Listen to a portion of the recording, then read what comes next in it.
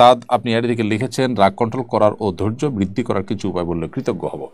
রাগকে নিয়ন্ত্রণ করবার জন্য অবস্থার পরিবর্তন করা, যে অবস্থা রাগ আসছে সে অবস্থা চেঞ্জ করে ফেলা, কোথাও রাগ আসছে সেখান থেকে চলে যাওয়া, দাঁড়ানো থেকে বসে যাওয়া, বসে থেকে শুয়ে যাওয়া, এই জিনিসগুলো মানুষের রাগ কন্ট্রোল করতে সহায়ক ভূমিকা রাখে। দ্বিতীয়ত, অজু করলে, পবিত্রতা অর্জন করলেও আল্লাহ তাআলা তার রাগকে কমিয়ে দেন। তৃতীয়ত, আউযুবিল্লাহি মিনাশ শাইতানির রাজিম পাঠ করলে আল্লাহ তাআলা রাগ প্রশমিত করে দেন। সেই সাথে ধৈর্য ধারণ করবার জন্য ধৈর্যশীল মানুষদের সোহবত, সান্নিধ্য, তাদের সাথে উঠা বসা করা, এটা অনেক সময় ব্যক্তির মধ্যে ধৈর্য সৃষ্টি করতে সহায়ক ভূমিকা রাখে। এমডি সাজ্জাম হোসেন আপনি লিখেছেন, মাদ্রাসা পড়াশোনার ক্ষেত্রে অনেক সময় দেখা যায় মাদ্রাসা বন্ধ থাকে পরীক্ষার পর, ঈদের পর, কিন্তু বেতন ঠিকই পুরো মাসে দিতে হয়। ছাত্রদের না পড়ে বেতন নেওয়া কি বৈধ হবে কিনা? এটি নির্ভর করে আসলে চুক্তির উপরে। শিক্ষা প্রতিষ্ঠানের সাথে শিক্ষকের যদি এরকম চুক্তি থাকে যে তুমি আমাকে প্রতি মাসে 12 মাসের টাকা দিবা, আমি এই পরিমাণ অল্প ডিউটি করব, এটা যদি এগ্রি হন তাহলে সেক্ষেত্রে তাই।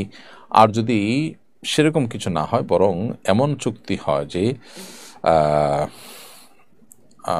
আপনি পড়াশোনার সময়টাতে শুধু বেতন পাবেন, আর যখন পড়াশোনা থাকবে না, বন্ধ থাকবে, ওই টাইমে বেতন পাবেন না, এরকম যদি চুক্তি থাকে তাহলে তাই।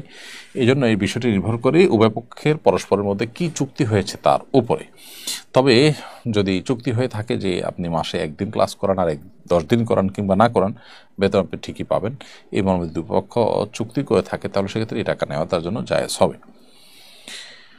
রওনক হাসান সজীব লিখেছেন, আমি পশু চিকিৎসা করি, শরীরে গোবর এবং গরুর প্রস্রাবের সিটা অল্প লাগলে পাক কীভাবে হওয়া যাবে?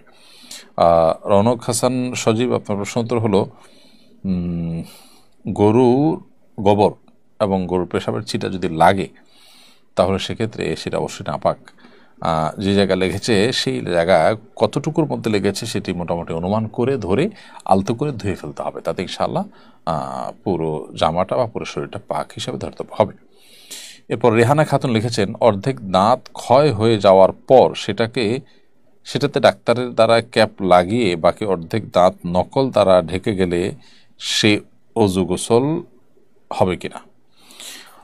অর্ধেক দাঁত ক্ষয় হয়ে যাওয়ার পর সেখানে যদি ডাক্তার কোনো ক্যাপ ইত্যাদি লাগান এবং সেটা যদি খোলা কঠিন হয়, ইজিলি সারাক্ষণ খোলাখুলির মতো ইস্যু না, বরং একটুও কষ্টকর হয়, একটু অসুবিধা তৈরি হয়, তাহলে সেক্ষেত্রে এটা খোলার দরকার না, ওই অবস্থা আপনি ওজু এবং গোসল করবেন, গোসল এবং ওজু হয়ে যাবে ইনশাআল্লাহ তাআলা।